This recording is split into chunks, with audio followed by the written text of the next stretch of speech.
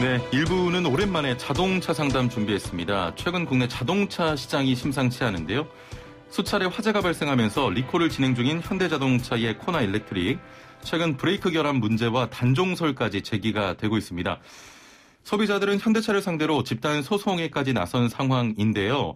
또 쌍용 자동차가 경영난으로 법원에 법인 회생 절차를 신청하면서 자동차 업계 다사다난한 한 해를 보내고 있습니다.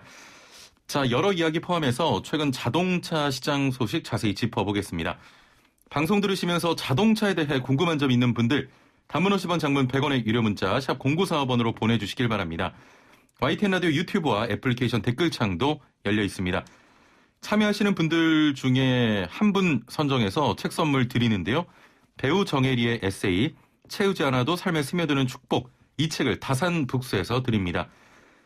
자, 오랜만에 뵙는데 함께 말씀 나눌 분 모셔보죠. 대림대 자동차과 김필수 교수입니다. 안녕하세요. 네, 안녕하세요. 아유.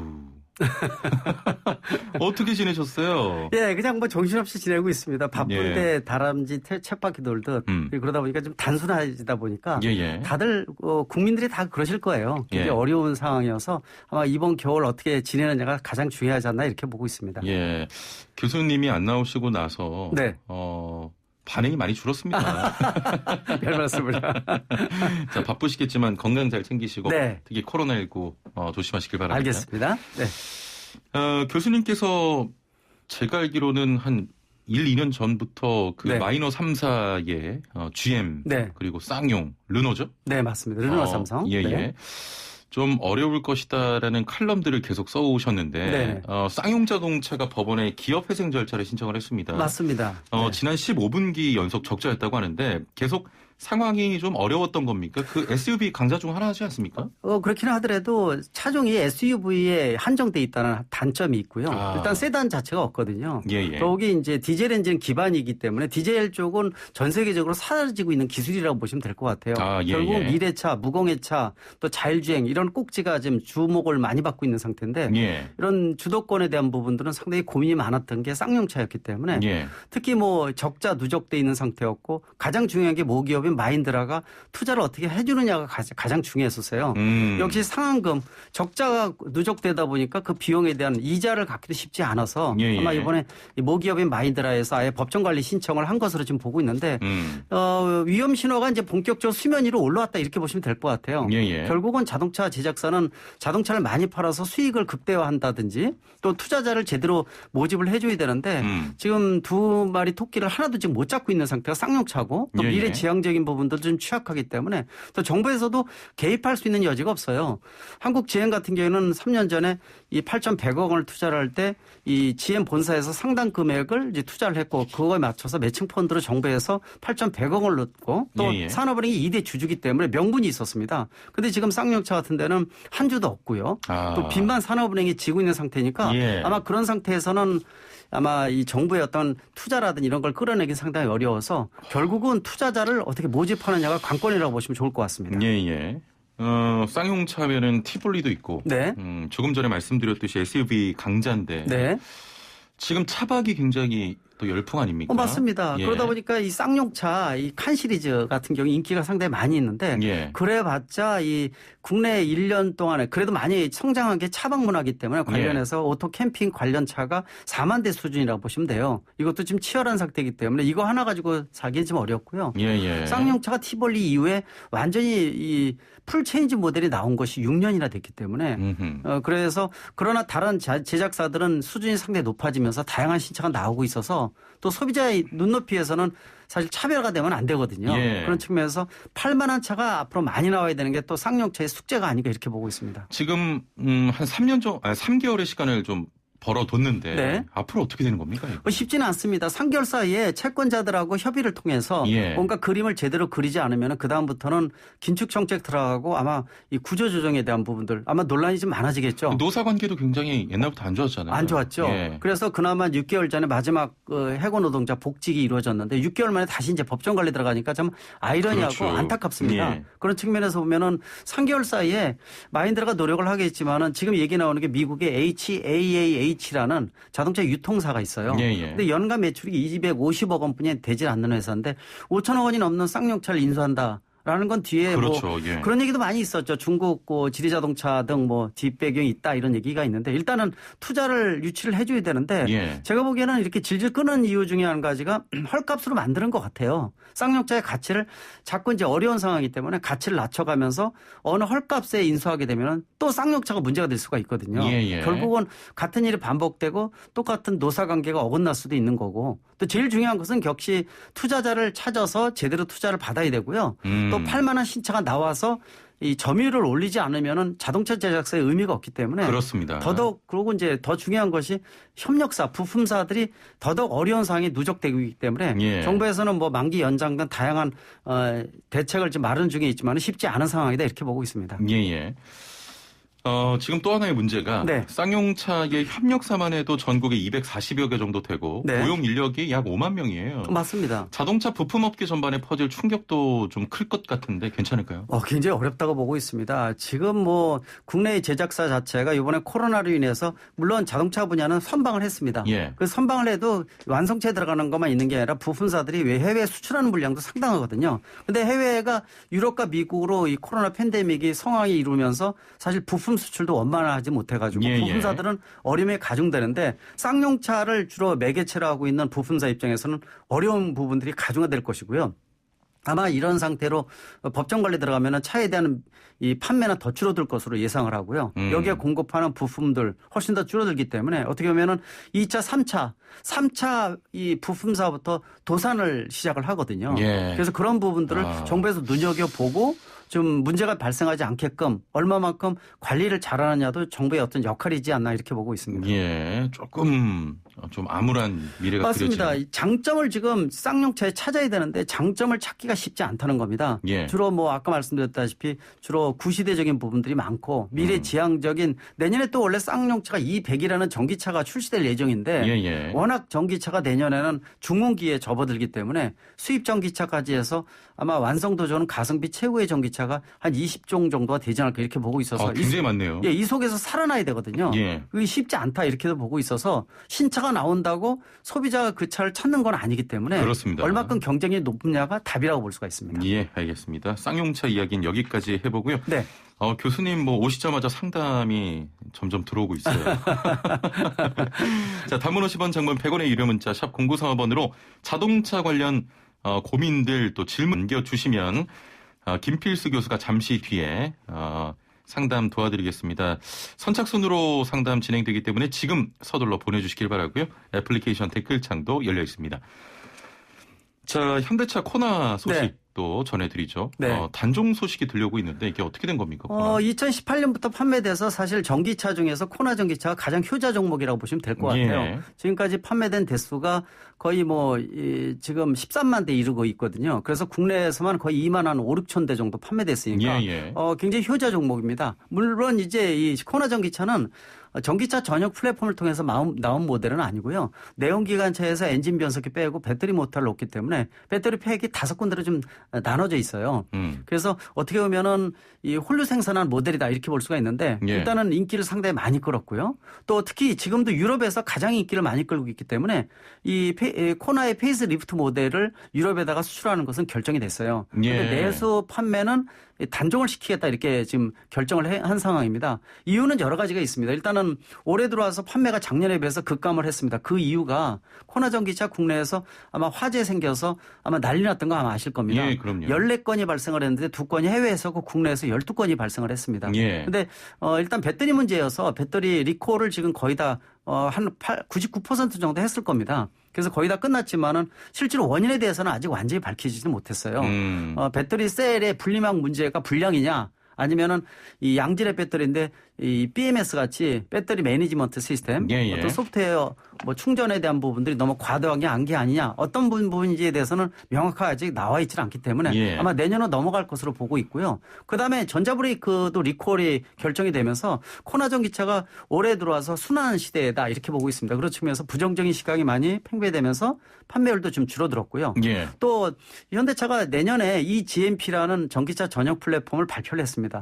그래서 바닥에다가 배터리하고 모터 깔고 위에다가 덮개를 씌우는 방법이기 때문에 배선 수도 한 7, 80% 줄어들고요. 또 실제로 덮개를 틀리게 하면은 다양한 모델이 나올 수가 있으니까 흑자 플랫폼이다 이렇게 보시면 됩니다. 그래서 내년에 나오는 뭐 아이오닉 5라든지 굉장히 중요한 이 완성도 좋은 소비자가 이목을 끌을 수 있는 이런 모델들이 굉장히 많이 나오기 때문에 이렇게 새로운 모델 기반으로 나오니까 기존의 내연기관차에 섞어 만든 코나 전기차는 필요성에 대한 것들이 좀 떨어질 수밖에 없고 아까 말씀드린 대로 또 소비자가 어떤 이런 리콜 문제는 생기면서 부정적인 시각도 생기고 근데 이제 소비자 입장에서는 불만이 좀 늘죠.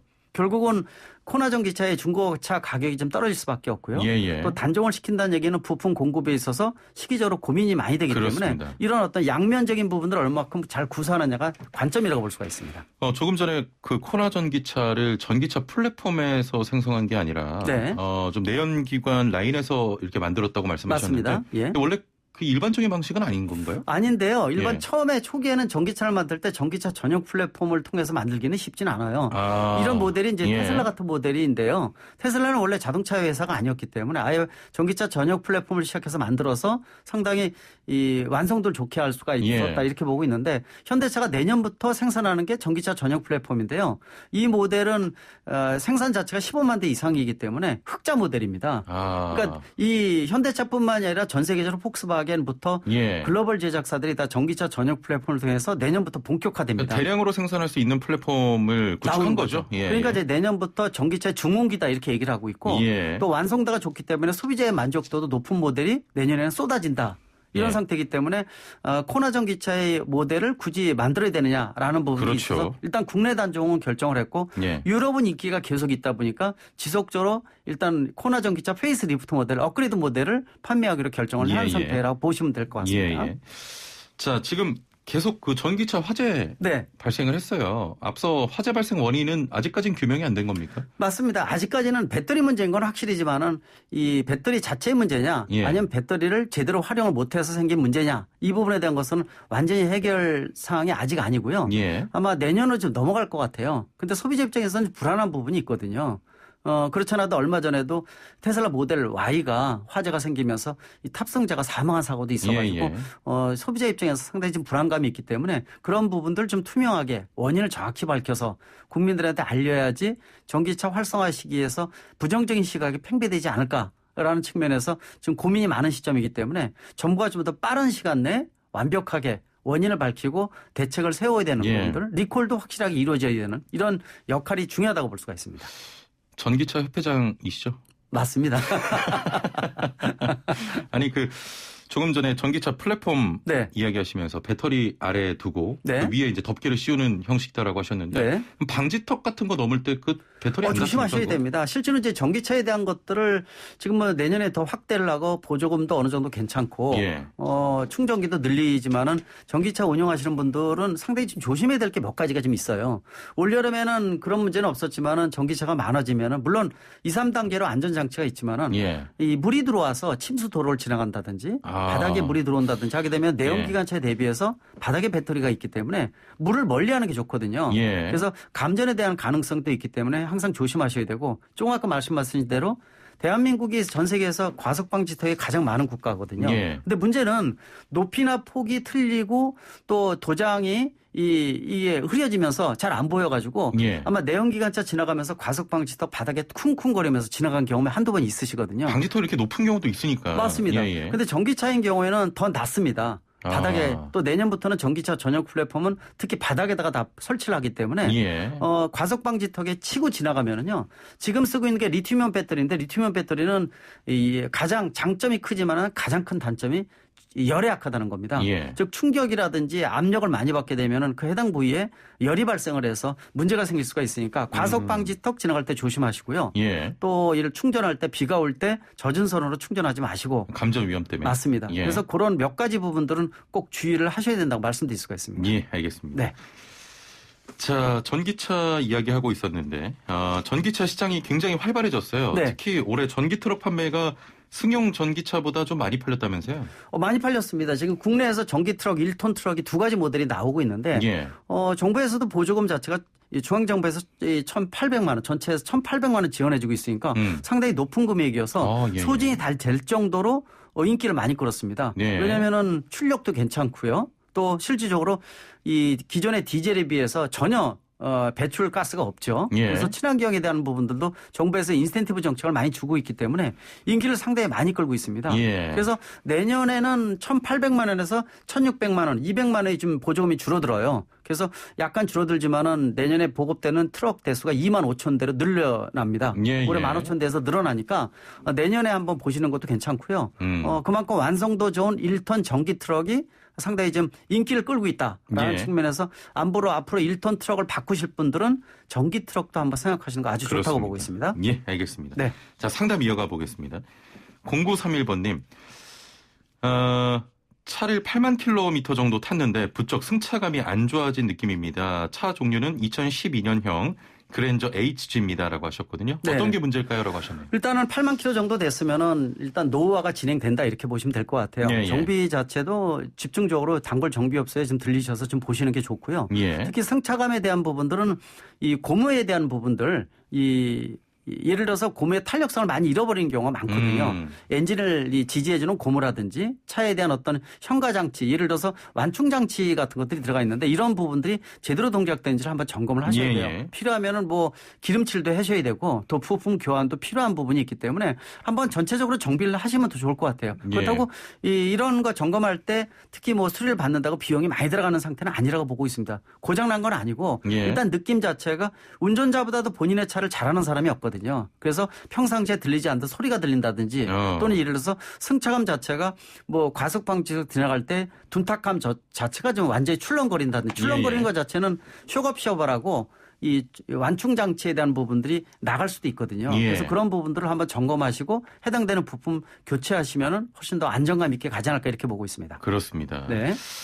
4593번님, 1톤 전기 트럭 냉장 탑차는 언제쯤 출시가 될까요? 라고 하셨거든요. 이거는 아마 업그레이드 모델이 나오면서 연식 변경이 되면서 진행이 될 겁니다. 아까도 제가 전기차 전용 플랫폼 말씀드렸는데 내년에 나오는 전기차들은 차박 문화가 쉽게 하게끔 만들어줍니다. 예를 들어서 차에서 220V 있죠. 콘센트가 있어서 직접 220V를 꺼냈을 수가 있어요. 차에서. 그렇습니까? 전기차는 있는 게 전기에너지이기 때문에 일단 전기 트럭도 마찬가지거든요. 그래서 아마 전기 트럭 지금 말씀하신 내용이 냉장고 같은 경우가 운영할 수 있게끔 아마 그런 콘센트 같은 것도 장착될 것으로 보고 있는데 내년에 연식 변경되는 1톤 트럭을 한번 이 옵션에 대한 것들 한번 보시면 더 좋을 것 같아요. 그래서 요새는 뭐 냉온장고 같은 거 쓰는 것들은 그렇게 어렵지가 않거든요. 그래서 전기차를 멀티 콘센트를 통해서 다양한 전원을 공급해주는 이런 것들은 편의성 측면에서 자동차 제작사가 굉장히 많이 하고 있고 또 애프터마켓용으로도 좀 나오고 있어요. 그래서 그런 부분들을 응용하시게 되면은 전기 장치 쓰는 것은 특별히 문제도 없고요. 또 전기차가 가지고 있는 에너지에 비해서 쓰이는 그 용도로서는 그렇게 큰 에너지를 쓰는 게 아니기 때문에 뭐 쓰는 데는 전혀 문제가 없다. 그러나 내연기관차에서 전기 꺼내 쓰는 거 굉장히 어렵습니다. 그렇습니다. 워낙 이제 에너지가 양이 적기 때문에 아마 기대를 하셔도 좋을 것 같습니다. 예, 좋습니다. 6144번님, 2005년식 그랜저 TG 13만 킬로미터 차량입니다. 60킬로미터 이상으로 주행 시 드르륵 차가 떨립니다.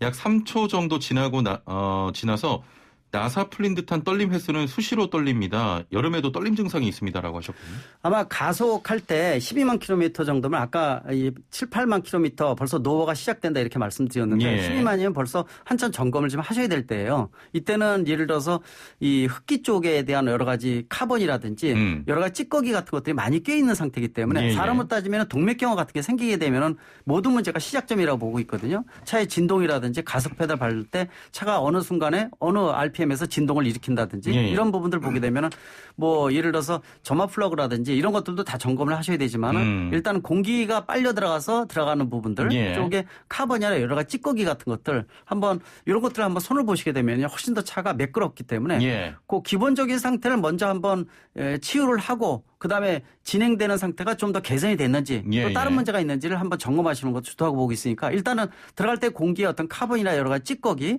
그런 점검을 또 그다음에 점화 플러그부터 이런 것들을 한번 교체를 안 하셨을 가능성도 있으니까 한번 그런 부분도 같이 보시면 좋을 것 같습니다. 알겠습니다. 벌써 마무리할 시간 됐는데. 그렇습니까? 안 가시면 안 됩니까? 자, 다음번에 또 뵙겠습니다. 감사합니다. 네, 고맙습니다. 네, 대림대 자동차과 김필수 교수와 함께했습니다.